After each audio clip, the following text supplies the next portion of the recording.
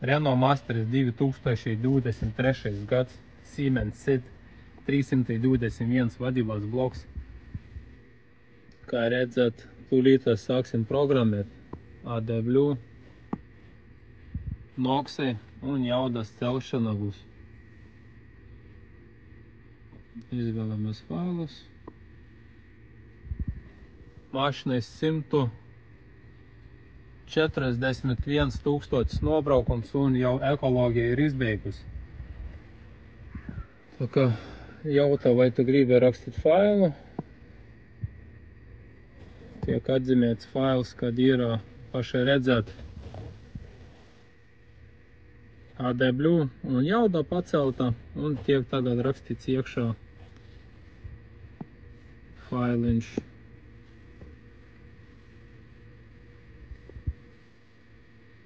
Redzat, tas ir Renault Masteris. No 19. gada un uz augšu viņš jau tiks. Tā viņš izskatās, kad ekoloģija šitā mašinam nepārāk ir izdevušies. Šita ir profesionālais skaneris, tas ne skaneris lādētājs mašinai. Nu, šitā notiek viņam programmēšana. Tiks tagad saprogrammēta mašina un uz visiem laikam.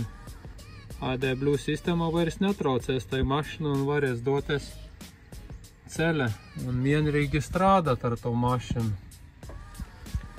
Tā kā tā. Nu, tikko pārprogrammējam Renault Masteri, uztaisiem vēlreiz testu. Kļūdu vairs nekur nav. ADBlue bloks ir atvienots. Noslēpēsim. Vēlreiz iedarbinām.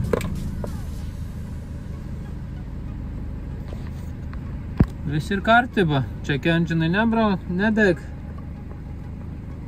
ADBlue levelis ir korekt.